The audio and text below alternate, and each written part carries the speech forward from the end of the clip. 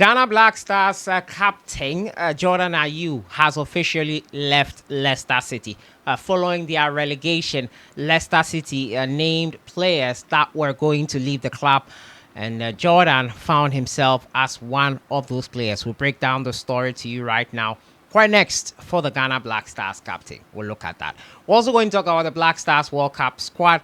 The squad is set to be named I'm revealing the date to you. I'm sure you know it by now, but the GFA president, Ketias Ogreku, has given an update on that front. We'll also talk about the Ghana versus Mexico game, my thoughts on it.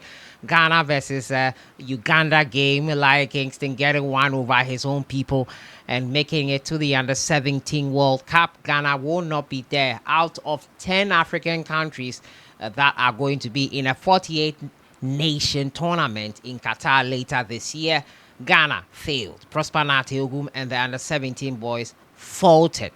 And anyone can talk about lack of the drawing of the Lords and the game.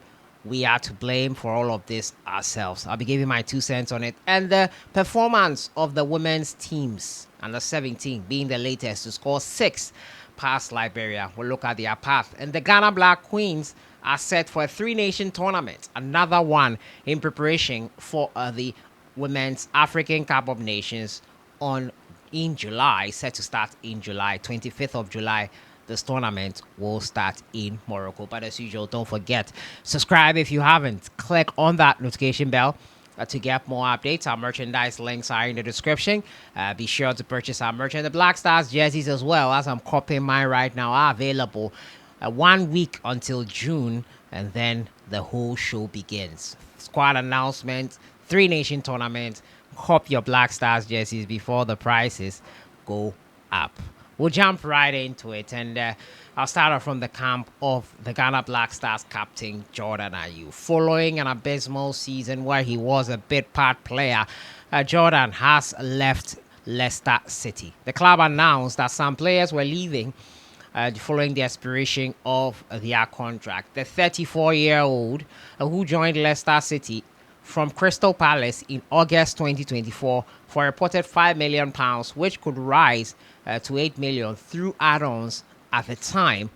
Leicester had just secured promotion to the Premier League, and Ayew's experience as they prepared for life in the top flight.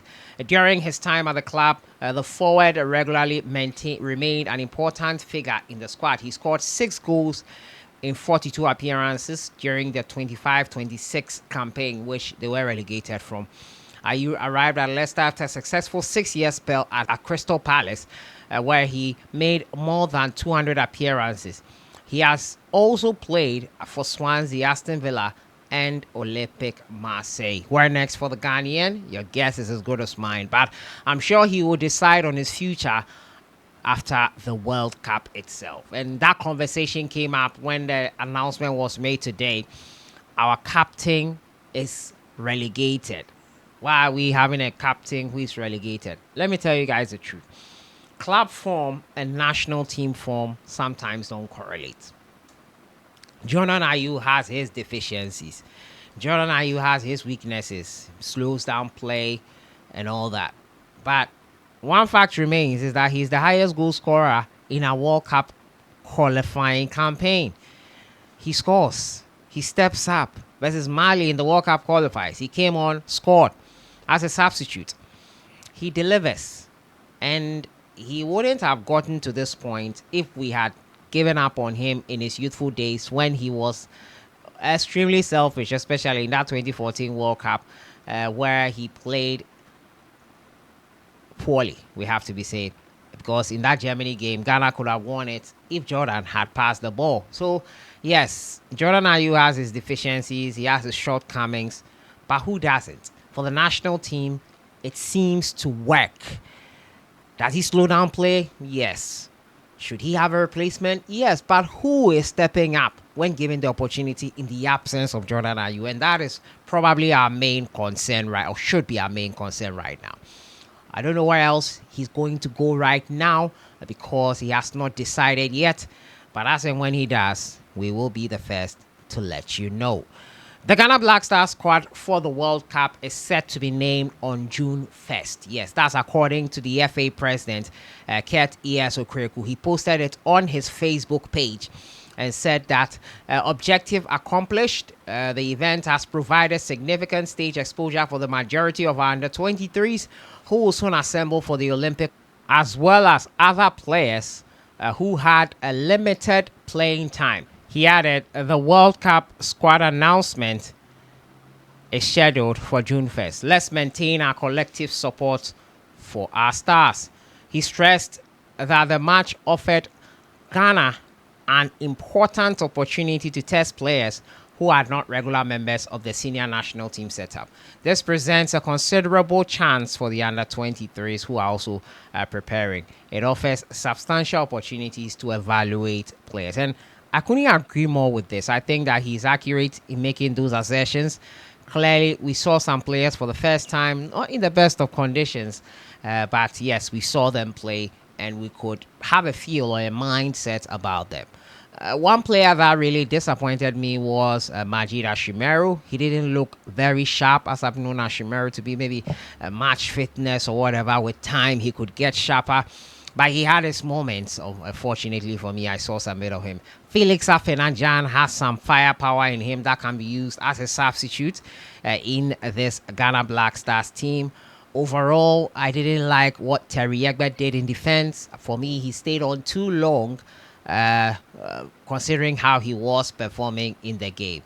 The Ghana Black Stars team versus Mexico did not give us a result we wanted, but we saw that a team that had been put together for the very first time, and the coach, in my opinion, wasted time with the substitutes, did marginally okay, but they lost. And that is one theme that has come into our friendly games, and that is what is affecting our draws for tournaments. We are losing too many friendly games. I cannot remember the last time Ghana won a friendly game. 11, as at the time Otoado was leaving. Out of 11 friendly games, we have won just 2. It's now 12 friendly games. We have won just 2. We need to improve our seriousness when it comes to friendly games. I've already stated it and I'm going to say it again. This Mexico game should not have been accepted because the core of this team will not play in the World Cup. It was a waste of time, in my opinion, but it was played and we saw some mistakes. We saw some players rusty. Jeshron Rak Sechi impressed me a lot. His shot power. When was the last time you saw a Black Stars player shoot like that aside Kudus Mohammed and was on target? Kudus and Fatah Wishahaku have been providing with us with that, but Rak Sechi showed that he is also someone who has to be considered. If I would pick a player or players from this one to go to the World Cup, obviously Benjamin Asare would be in there. I would put Raksechi as a wild card, in my opinion. He impressed me enough for that to happen. And I would also go in for maybe Ashimeru. Yes, he's rusty. I say with match fitness and time, he could get there. These are the 3 players I would pick. And Felix Afenajan, in my opinion. Aside that, none of them stood out for me enough. And I have to say again that probably this is not the best game to judge them on. But it is how justifiers are done. And they had the opportunity. Unfortunately, they couldn't grab it with both hands. The Ghana Football Association president is telling us that on the 1st of June, the squad will be out. And I ask myself, why? First of all, is he the one making the announcement? And secondly, why are we waiting that long to release the squad? Really? On the 1st of June, I think on 2nd, FIFA will release it to all journalists in our emails and it will be all public information. Why are we waiting or wasting time in naming the squad? I think maybe this has been the norm. Maybe someone has to change the norm. I don't know the mindset behind it. Let us know who are going to the World Cup because the players know already. Let us also know as stakeholders in this game. And let put sleeping dogs. Let all the ranting come out before the tournament itself kicks off proper.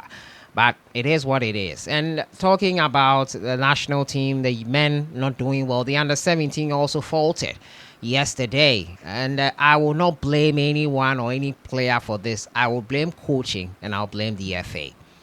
coaching because it was clear from the onset that management of games was not Prosper or is not Prosper Nate Ogum's forte. How can you be leading 2-0 and you let it slip 2-2? The same thing happened yesterday, 1-0, 1-1, 2-1, 2-2.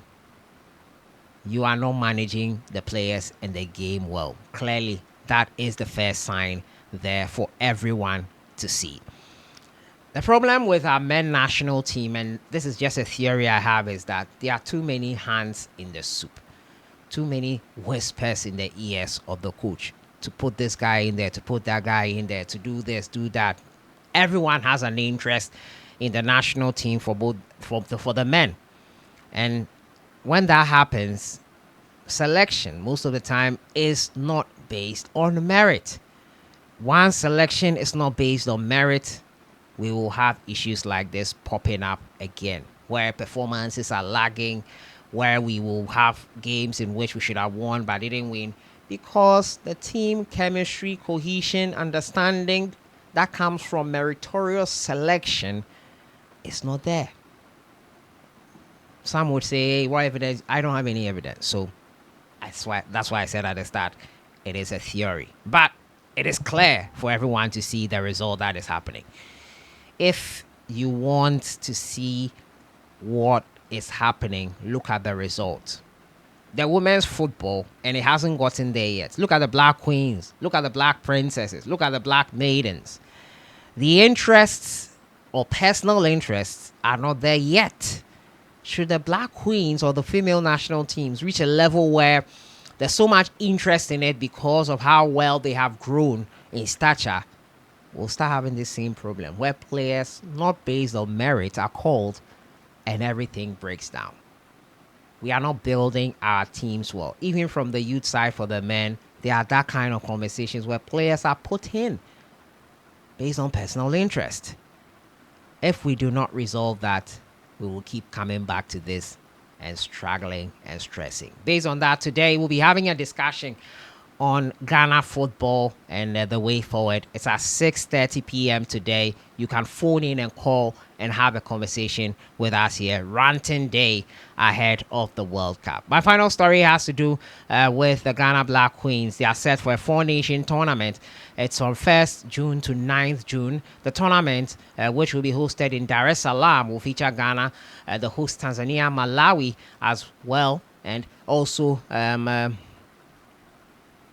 it's just 3 countries, Ghana, Malawi, and Tanzania. The competition is expected to provide the Black Queens a valuable match experience and an opportunity to keep the squad engaged during the international break. The tournament will also form part of preparation to strengthen team chemistry, evaluate player performance, and maintain competitive momentum ahead of the Women's AFCON. Further details regarding fixtures, venues, and the Black Queen squad for the tournament are expected to be announced in the coming days. So that is it there on the front of the Ghana Black Queens. They are set to play in a 3-nation tournament in preparation for the Women's AFCON. Your thoughts in the comments box on Jordan Ayew. When next do you think he'll be going to? Why I think Ghana Black Stars and our youth teams are struggling for the men and why the women are thriving. And the Black Queens and their tournament. 3-nation tournament, Malawi, Tanzania, Ghana in June 1st to 9th. Your thoughts in the comments box on everything. I'll see you guys in the next one. Enjoy the rest of your day.